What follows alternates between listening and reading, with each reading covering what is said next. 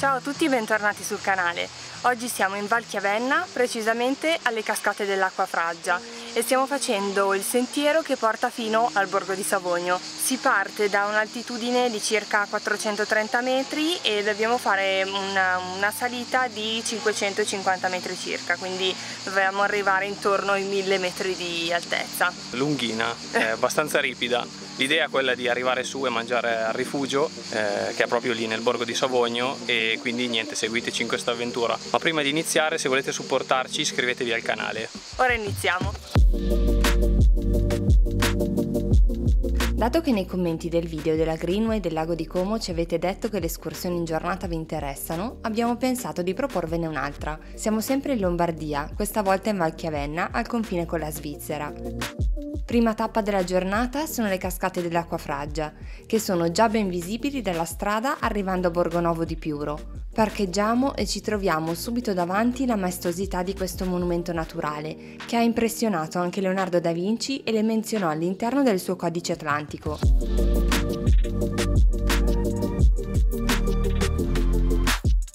Le cascate hanno origine a più di 3000 metri di altezza e sono formate da più salti d'acqua. Alla loro base, quella che stiamo ammirando ora, si crea un fenomeno davvero particolare di nebulizzazione dell'acqua, che ha contribuito al nascere di una rara felce e di un microclima unico. Nei weekend e nei giorni festivi l'accesso al parco e alle cascate ha un costo di 3 euro. Siamo a 432 metri, adesso dobbiamo fare un sentiero che ci porta fino a Savogno, che è a circa 1950, quindi c'è un po' da salire. Partiamo ora per la nostra escursione, seguendo la segnaletica per il sentiero panoramico delle cascate. Il percorso parte subito in ripida salita, nel mezzo di un bellissimo bosco di castagni. È impossibile perdersi, perché il sentiero è fatto principalmente da gradini in pietra, delimitati da corde e catene. Basta seguirli per non sbagliare. C'erano due percorsi che potevamo scegliere, uno tutto a gradini che faremo in discesa. Abbiamo scelto di fare il sentiero panoramico che va sopra le cascate dell'Acqua Fraggia per vederle dall'alto e poi scendere dai 4000 gradini. In poco tempo si arriva al primo belvedere sulla cascata dell'Acqua Fraggia, un balconcino davvero suggestivo con un panorama pazzesco sulla valle e su Chiavenna.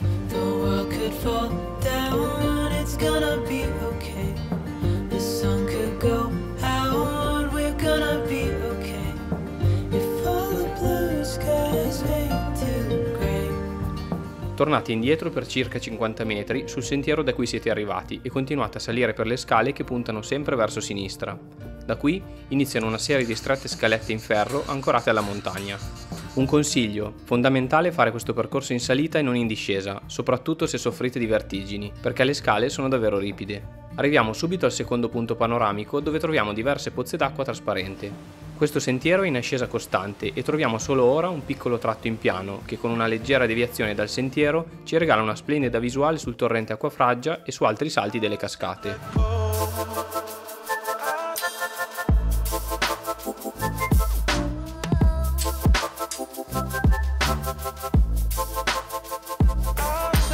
Continuate seguendo i gradini scavati nella roccia e superate una casa abbandonata nel bosco, per poi allontanarvi sempre di più dal corso del torrente per arrivare all'incrocio con la lunghissima mulattiera con scalini di pietra, che vi accompagnerà fino all'ingresso del borgo di Savogno.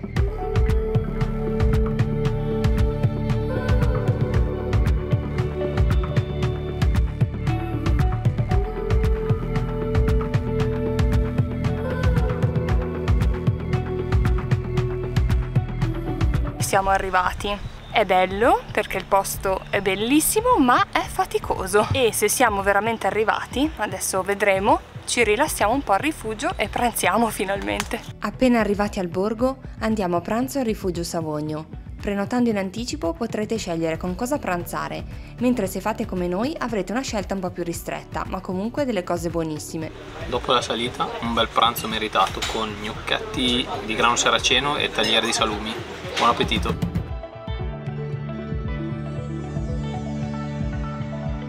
Ora che siamo a stomaco pieno e ci siamo riposati un attimo, possiamo finalmente esplorare Savogno. Questo piccolo borgo medievale è stato definitivamente abbandonato nel 1968, ad eccezione di un unico abitante. In estate, però, torna ad essere abitato dai vecchi residenti. Le case in pietra, tutte con il tetto in ardesia, sono splendide. Ci siamo innamorati di questo luogo, così tranquillo dopo pochissimo. Camminando tra le strettissime vie di ciottoli si scoprono costruzioni antiche in legno e davvero ben conservate, archi in pietra, fontane e abbeveratoi per il bestiame. Proseguiamo verso Dasile, oltrepassando un ponticello e una costruzione abbandonata che sembra proprio la falegnameria di Riverwood in Skyrim. Se sapete di cosa sto parlando, per favore scrivetecelo nei commenti. In circa 20 minuti di leggera salita arriviamo ad Dasile, a 1032 metri di altezza. Altro borgo che dovrebbe essere disabitato, ma dove abbiamo trovato ad accoglierci una simpatica signora che ci salutava dal balcone. Una grossa area davanti al paese è recintata e ci sono mucche e asini al pascolo. Alzando il nostro drone abbiamo una splendida visuale dei due borghi e della Val Bregaglia.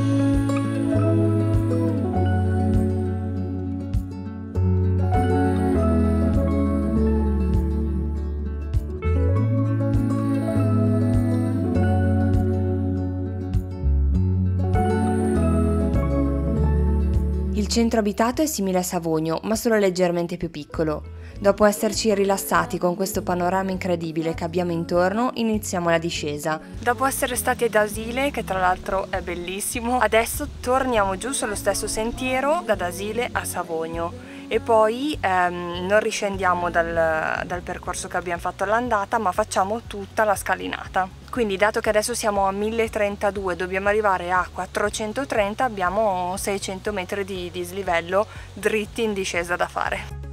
Riprendiamo la mulattiera e facciamo subito un incontro meraviglioso. Sul muretto a secco che delimita il sentiero notiamo un piccolo ghiro che ci osserva senza scappare. Era la prima volta che ne vedevamo uno dal vivo.